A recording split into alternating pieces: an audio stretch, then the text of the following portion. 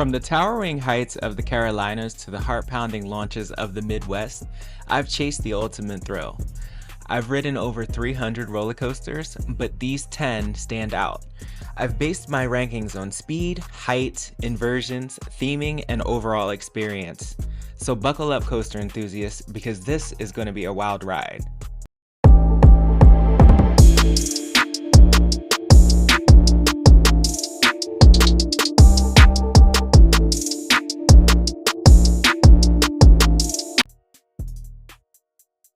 Intimidator 305, now known as Project 305, is one of the most intense roller coasters in the United States. It is not the tallest. There are two strata coasters that are taller than it, but it is the one that makes you feel like you are going to die. This coaster hits you with a 305-foot drop and then an insane amount of G-forces. I remember this was my first coaster after I had my heart surgery, and I decided that I would try I-305 just to see if I could ride coasters again. If anything killed me, it'd be I-305. I just love Mystic Timbers. It's not the tallest roller coaster, it's not the fastest roller coaster, but it is buttery smooth and the airtime is there. It's just like up and down, up and down, up and down, straight back into the woods. It's like nothing else. It's my favorite ride at Kings Island. It's definitely the most comfortable ride at Kings Island. I'm so glad that they have it, and I'm gonna marathon this next time I'm there. It's definitely top 10 in my book. I knew nothing of Ghost Rider when I went to Knott's Berry Farm. I was so excited to ride Accelerator that I didn't look up anything else. Ghost Rider was the star of the show. It is the best roller coaster at Knott's Berry Farm, hands down, period. I love it. It's a grandfather to Mystic Timbers. I love those smooth wooden roller coasters. That retrack that they did works wonders. I wish that we had something like Ghost Rider on the East Coast. I know we have El Toro, but Ghost Rider is just a godsend.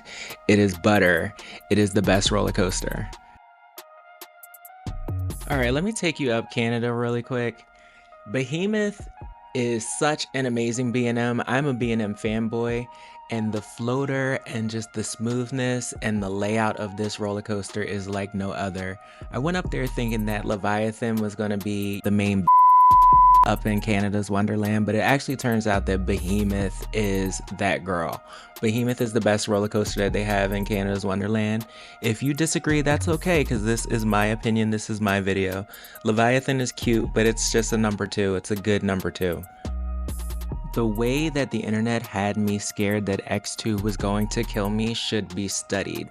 I went to Magic Mountain thinking that this coaster was so intense and the forces under the Raven turn were going to be so much that my heart was going to explode and blood was going to pour out of my mouth.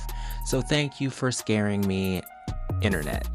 What I can tell you is that X2 was a smooth ride. It's better than the 4D free spins. And the most intense ride at Magic Mountain is Tatsu. So y'all should be talking about Tatsu like that. Good old Maverick. This is another one that caught me by surprise.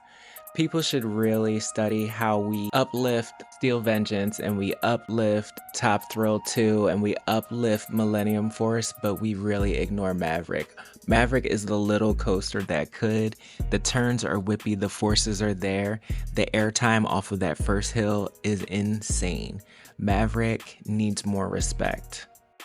El Toro is a classic, and I'm glad that the park really cleaned it up because the last couple of years were rough. But I rode in 2024 and this coaster is giving exactly what it needs to give. It gives crazy, insane injector. It is very tall. It is very fast. It is one of the best wooden roller coasters in existence. It might even be the GOAT. I like the Voyage, but not as much as El Toro. And once I took my mom's blind friend on this and I told her that she was on Rolling Thunder, and that always gives me a laugh. So El Toro for the win. I said it once, I'll say it again. I loves me a B&M. Fury 325 is right up here. It is my favorite of the 4 Giga coasters. Although I-305 is great, Fury is more well-rounded. That treble clef in the back is an insane element that I wish that more coasters had. I wish that B&M thought outside of the box on more rides like this, but Fury is smooth, it is enjoyable, it's floater. You can see everything. I love Fury. I did the good old Thuzy cop out and I picked 2 roller coasters for number 2.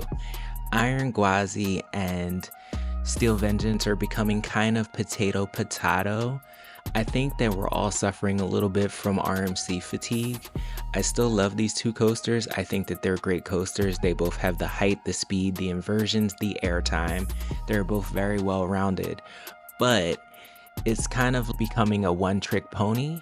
With RMC, we've seen it before. What can they do next? And it's starting to feel like there's not much, especially the way that Intamin's been coming so hard over the past couple of years. So I really do like Steel Vengeance and Iron Gwazi equally. I would like you to let me know in the comments which one you would pick. But before that, we're going to look at some honorable mentions. Coasters that didn't quite make the cut.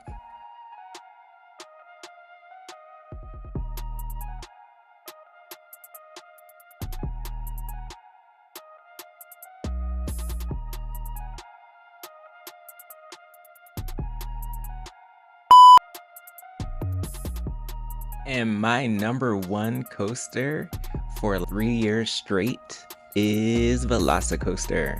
I love it. It's the theming at Universal Studios.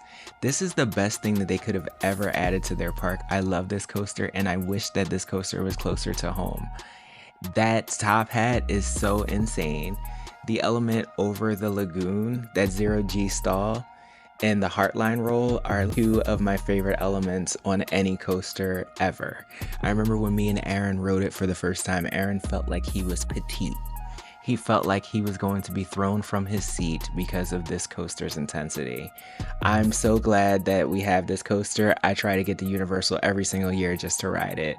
I love Velocicoaster. If you like my list or you disagree, feel free to drop a comment and let me know. Also, thanks for making it to this part in the video.